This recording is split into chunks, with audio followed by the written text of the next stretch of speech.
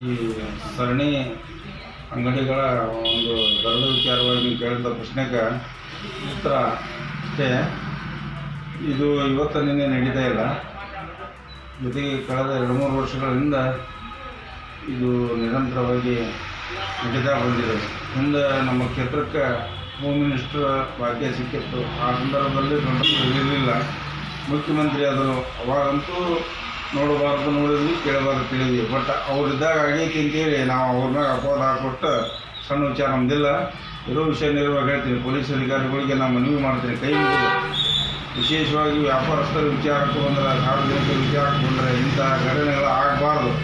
ಆಗದಂತೆ ನೋಡ್ಕೊಂಡು ಹೋಗೋ ಜವಾಬ್ದಾರಿ ಪೊಲೀಸ್ ಇಲಾಖೆ ಮೇಲಿದೆ. ಜೊತೆಗೆ ತಾಲೂಕು ಆಡಳಿತ ಸಹಿತ ಅದಕ್ಕೆ ಗಮನ ಹರಿಸಬೇಕು.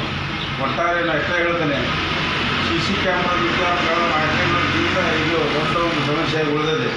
ಪುರಸಭೆಯವರು ಪೊಲೀಸ್ ಸ್ಟೇಷನ್ ಹೇಳೋದು, ಪೊಲೀಸ್ ಸ್ಟೇಷನ್ನವರು ಪುರಸಭೆಯವರು ಹೇಳೋದು, ಎರಡೂ ಇಲಾಖೆಯವರು ಅಷ್ಟೇ ಜವಾಬ್ದಾರಿ ಇದೆ. ಪಟ್ಟಣದಲ್ಲಿ ಇರ್ತಕ್ಕಂಥ ವ್ಯಾಪಾರಸ್ಥರಾಗಿ ಜನರ ವಿಚಾರಕ್ಕೆ ಅದಕ್ಕೆ ನಿಮ್ಮ ಜವಾಬ್ದಾರಿ ತೆಗೆದುಕೊಂಡು ತಕ್ಷಣ CCTV ಅಳವಡಿಸಿ ಮುಂದೆ ಇಂಥ ಘಟನೆ ಆಗದಂಗೆ ಕ್ರಮ ಕೈಗೊಳ್ಳಬೇಕು.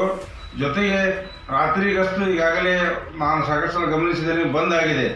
ಈ ನೀವು ಒಂದು ಈಗ ಕೆಲಸಗಾರ ಅಥವಾ ನೌಕರರು ಕಡಿಮೆ ಅನ್ನೋ ವಿಚಾರ ತಿಳಿಸಿ ಅದು ಬಂದ್ ಮಾಡೋದು ಸರಿ ಅನ್ಸಂಗಲ್ಲ. ನಾಗರಿಕರ ರಕ್ಷಣೆ ನೀವು ಮಾಡಬೇಕು. ಮಾಡುವ ಜೊತೆಗೆ ರಾತ್ರಿ ಗಸ್ತನ್ನು ಹೆಚ್ಚಿಸಬೇಕಂತೇಳಿ ಪೊಲೀಸ್ ಅಧಿಕಾರಿಗಳಲ್ಲಿ ನಾನೊಬ್ಬ ನಗರದ ನಾಗರಿಕನಾಗಿ ಮನವಿ ಮಾಡಿಕೊಳ್ಳುವ ಜೊತೆಗೆ ಇದನ್ನು ಕಟ್ಟುನಿಟ್ಟಾಗಿ ಕ್ರಮ ಕೈಗೊಳ್ಳಬೇಕು. ತಕ್ಷಣವೇ ಅವರು ದರೋಡೆ ಮಾಡಿದಂಥ ವ್ಯಕ್ತಿ ಪತ್ತೆ ಹಚ್ಚಿ ಅವ್ರಿಗೆ ಕಾನೂನು ಕ್ರಮ ಕೈಗೊಳ್ಳಬೇಕಂತೇಳಿ ಆಗ್ರಹ.